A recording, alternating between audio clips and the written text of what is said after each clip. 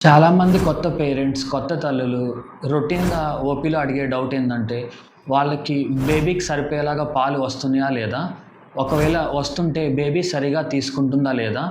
ఒకవేళ తీసుకుంటే డైజెషన్ అవుతుందా లేదా? ఈ క్వెషన్ కామన్‌గా ఓపీలో అడుగుతూ ఉంటారు. వారి కోసమే ఈ వీడియో.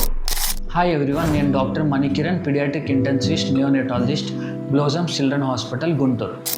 ఫస్ట్ ఫీడింగ్ టైం 15 నుండి 30 నిమిషాల వరకు బేబీ యాక్టివ్గా పాలు తీసుకోవడం తల్లి నుండి. సెకండ్ స్లీపింగ్ టైం, పాలు తాగాక బేబీ గంటన్నర నుండి 2 గంటలు ఆ పైన కంఫర్టబుల్గా పడుకోవడం, మధ్యలో డిస్టర్బ్ అవ్వకుండా. 3 యూరిన్ 24 గంటల్లో 6 నుండి 8 సార్లు ఆ పైన యూరిన్ వెళ్ళడం. 4 వెయిట్ గెయిన్ ఆర్ బరువు పెరగడం. సో రోజుకి 20 నుండి 30 గ్రాములు, అంటే వారానికి 150 నుండి 200 గ్రాములు ఇలా పెరగడం. 5వది వచ్చి తల్లి రొమ్ము, అంటే బ్రెస్ట్. సో పాలు ఇవ్వకముందు ఇది ఫుల్గాను కొంచెం గట్టిగాను ఫీల్ అవుతాం. పాలు ఇచ్చాక సాఫ్ట్గాను ఎంటీగా ఫీల్ అవుతాం.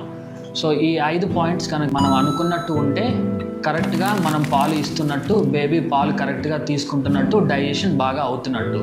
సో ఇలాంటి సినారియోలో మనం కంగారు పడాల్సిన పని లేదు.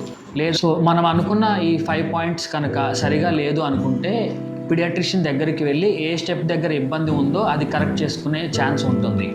Thank you.